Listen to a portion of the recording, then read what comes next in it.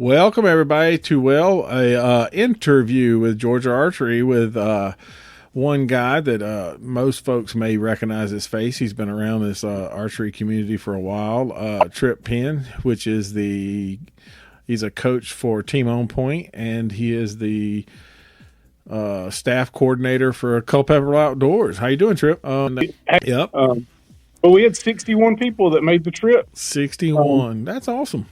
Yeah, there were several from up your way. We had a group from Savannah and Yep. a lot of local folks too. Had some folks come over from Carolina. That's so good. It was a good time. That's awesome.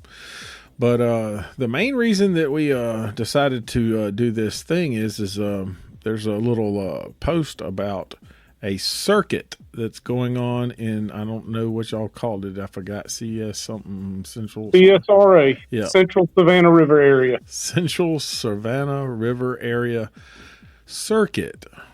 So that'd be a 3D circuit, I'm assuming, right now, as the clubs that are part of that. That is right. Yep. And so name the clubs that are all a part of this. All right. So it's Team On Point, Okay. Outback Archery, and Acorn Acres. And then it will be followed up by the Dixie Bowhunter Jamboree that we do with Culpepers. I got you. That's cool. So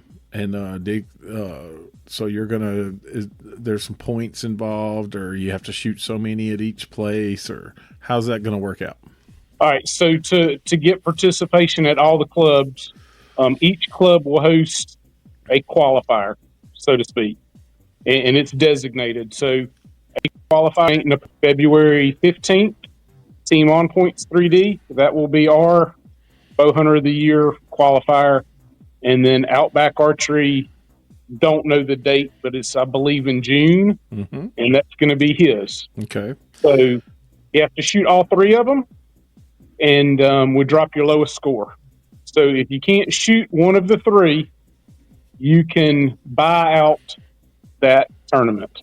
Okay. Meaning pay your entry fee. You're going to pay your entry fee plus a penalty. Plus the penalty. Yep. Right. And you will pay that at the Dixie Bowhunter Jamboree. Okay.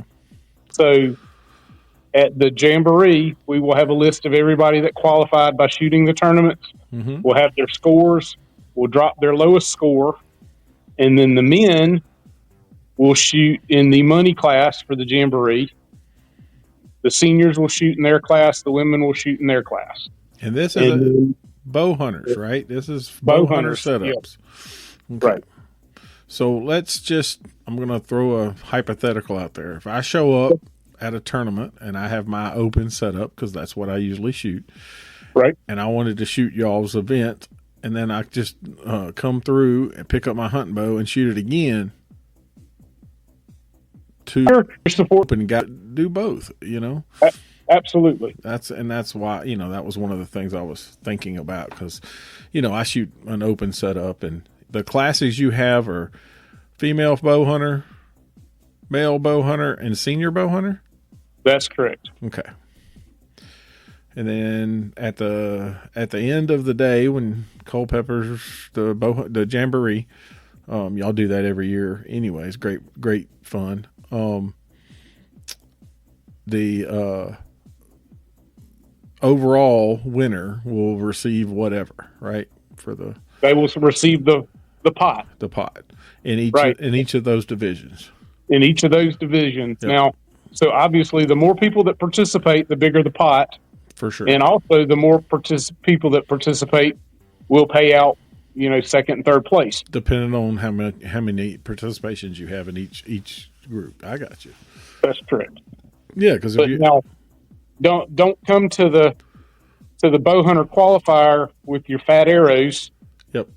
Thinking you're gonna, shoot a qualifier with your 23s or your 27s, and then rack up some points, and then come to the Jamboree with your skinny arrows and your screw in points, because the rules are the same for correct to be smaller. Yep. With screw in points. Got you. So I'm playing devil's advocate. I have a 15-inch stabilizer, but I got 4 ounces of weight on the front. It makes it longer than 15 inches. No, it's 15 inches from where it attaches to the end of your weight. That's what I want to know. Overall length of 15 inches. Overall length. All Just right. like, all of us shoot ASA. Yep. We're going by their measurement. Okay. I'm trying to make sure that everybody understands what the rules are, so that, because if there's no reason to go, well, I didn't know. Well, that's why we're trying to go through all the rules now. Absolutely. So yeah, you can have a single pin mover, and you can have a magnification, because there are guys out there, especially in this senior class now, that need magnification to hunt with, and they use it normally. Absolutely. So, yeah. But so your hunting setup, pretty much, that's what you want. You don't need somebody to stick some big 27-inch arrows that they're not going to hunt with, just to try to peek out. Now, I know that the Jamboree has always gave out good money and good stuff for that money division. For the last few years, there's been several guys who set up a setup, and actually get their marks better on their hunting bow than they ever in tournaments. Participation to all of those clubs down there, and I hope that it makes more. I mean, I remember the days that we were talking about it in the range the other day, that the hunting class had 40 and 50 people locally shooting at a 3D tournament. I mean, I remember those days like all the time, and we still had 20 or 25 or shooting in the open class. But I remember going to Christian Bow Hunters, and there was 250 shooters for the weekend. Right. Where all these people went, that's the weird part about it. It's just where did they go? Would they go start playing baseball? Softball. I mean, a lot of age has changed. Don't get me wrong. But I mean, you see it running clubs and stuff. I mean, there's people interested in archery all the time. And so we just need to grab more people to do it, I think so. And I think their kids drive some of it too. As kids get older and they get involved in sports, then parents are traveling with their kids for whatever sport they were. Oh, for sure. I'm just fortunate that my daughter that wanted to travel for sports, her sport was archery. That made it even better, right? Absolutely. And try to hope that before the storm, right? I mean, right. Compared to what you can shoot and how many bells you could have put up if you needed to, are as much lines as you could have run, probably. Right. And pre-storm, there was a lot going on this weekend. Oh, for sure. Morgan County had an indoor shoot, which they ended up canceling. That's right. I think S3DA had an event, and then Early County had an event. So yeah, I mean the calendar is full. I've posted that several times. That the calendar is getting full all the time and that's cool that we have enough participation, because there was times that we didn't have enough clubs to go to. Does that make sense? Like enough people, like we'd have to wait, and we only shot 2 times on a weekend. Then there was other times that we had 3 places we could go in a weekend, and we did. But in the same 100 people would travel the state and do it all. So that's right. And that's what we're trying to get back to is, the growth of archery in general. So I think archery in the state of Georgia is huge. I mean, compared to a lot of other states. Definitely. And we've got a new club down this way that's at the Circle Creek. Yes. And archery in Stapleton. Yeah, they're actually using a DNR range, correct? No. Or the property. No, neither. Okay. They're using a piece of property next to one of the schools. Yeah, and they just set their targets out, right? It's like the way I read it. I mean, yes, they were planning on having some, and I know they have one shoot planned, a pre-hunting shoot planned. I know that. So. Well, they're an ASA club. They've already got a couple of ASA qualifiers on their list. Yep. So. Right. Yeah, and that's a new club. Somebody went around and tested it the other week. I can't remember. I think I saw pictures from Dietrich and them had shot it or walked over and saw something. I don't know. I was trying to figure it out the other day. So. Yeah, he's a customer at Culpeppers, and and I've been down there and helping him out with his range setup. And that's cool. He came up and said, "Hey, look, if y'all want to come try this course out, then y'all are welcome to come." So group of the guys went down there and shot it. That's pretty cool. I mean, growth is always good. I mean, I hope that we can continue that and get bigger and better every year. That's the hopes and that's why I started Georgia Archery to begin with, is because I would put all this stuff on a calendar so that one person could find it, because at that time social media wasn't the going tour side of it, whatever. I'm going to put it on a calendar, and that's what started Georgia Archery, is the calendar. And then I started talking about who shot where, how many people they had, so that everybody would sort of get because grab interest, right? Now, right. Social media has made things easier as far as to find things like that, right? I will say that every club owner that I've talked to, or that I haven't had a chance to talk to, they need to make sure they put their address of where their shoot is. Because, if I don't have that information, we're in Stapleton, or we're in, Gainesville. Well, I need an address, physical address, because people don't know. I mean, Gainesville's a big town, these little places, it's like you got to find it, so we want to make sure we have the right address so people can find the place and get there. So that's just a little FYI. So people who are listening to this and who are setting up tournaments or posting, be sure you put your address on where it is and time. Like if you're going to open at 9, or if you're going to open at 8:30, or usually before the time changes, you have to be done by 2:30. The average person, don't go on the range after 2 because it gets dark pretty fast. And then after the time changes, then people let those, if you don't have enough to, there'll be one person in this class, one person in this class, and one, because ASA has a whole lot of classes. So, some of them combine hunter class with open class and, that type of thing. So that's just informational that should be, known as it goes out. So, but sometimes it's hard making a lane for that 50-yard stake too. Or now 60 if you're going to if you're trying to accomplish a pro class that's going to 60. Right. So that makes it even worse. Known pro will be 60 yards this year. So, and that ought to make it interesting. I don't think so. I don't. Those guys can hit it at 100. I don't know if it's going to make it as interesting as it sounds. 10 yards is a lot of run, but you just stated the fact you can't get 50 in a lot of places. So, I don't know if they're going to get 60 in a lot of places. Maybe there'll be 2 or 3 60-yard shots, but that doesn't mean they're not going to have a 4-yard shot. And that's the one that ruins them because they don't practice that. Exactly right. I hear a lot of people that come to shoots that shoot a 40 something this CSRA bow hunter circuit. CSRA bow hunters. And there's a Facebook page? No, there's not. Okay. Each of the clubs are just have shared the schedule. Okay. And they're promoting it when they promote their monthly tournament. I got you.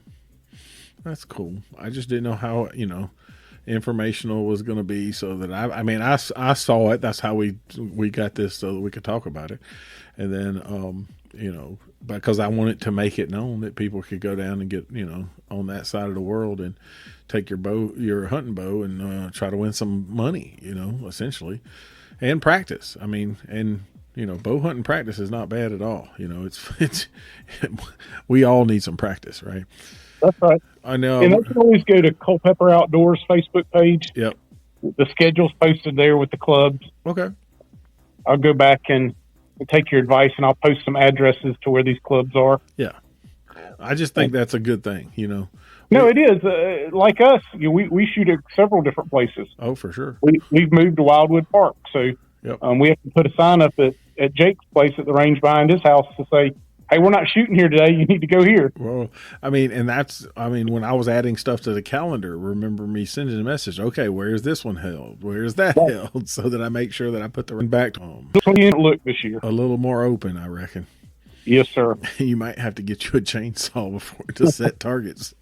Well, we will definitely have a work day to go help. For sure. Help out to get to make it safe for everybody to get in there. For sure. Well, I appreciate you spending your time with me. We're talking about this, and is there anything else you'd like to tell the people listening?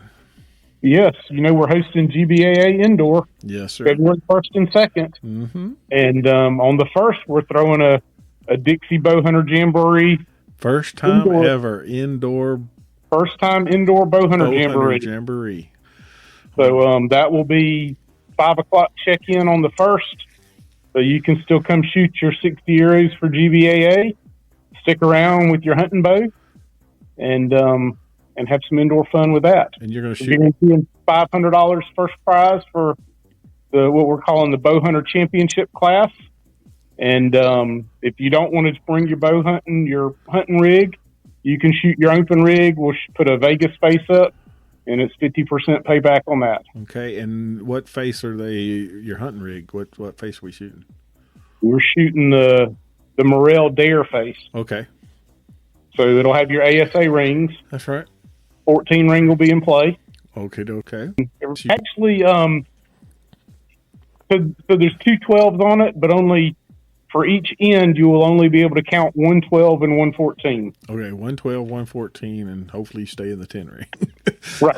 For the others, I got if you put an arrow in each one of the 12s, only one of them is going to count for a 12. Okay. The other one will be a 10. All right.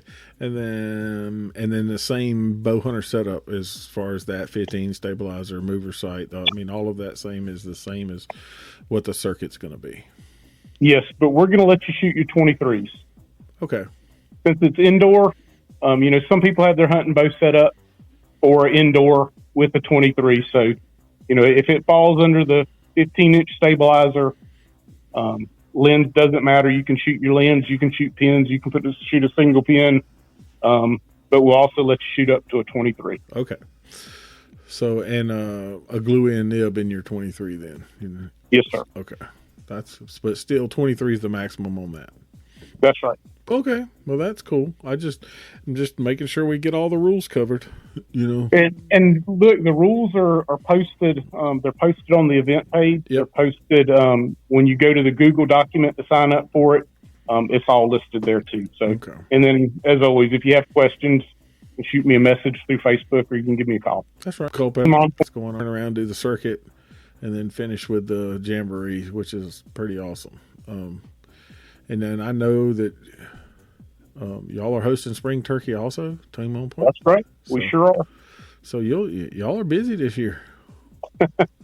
Yes, we are. I remember that. I did one of those years like that. I remember driving to Social Circle numerous times.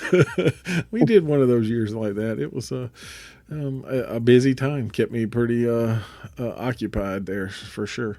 But yeah, is there anything else you'd like to add and tell anybody that's listening, or what's going on and what they need to do? Put it on your calendar. Come visit us. It's on the calendar. It's a good time. You can find all that information on the Georgia Archery calendar. I have posted it and marked it as the circuit dates and with the link to the information that I had with classes and so forth. And also with the Jamboree, it's also posted, linked to be able to sign up for the indoor. So, yeah, all of that stuff's there. And, well, I appreciate your time, Trip, and I hope to see you around the range sometime. We'll see each other soon in a couple of weeks. All right. Thank you, John. All right.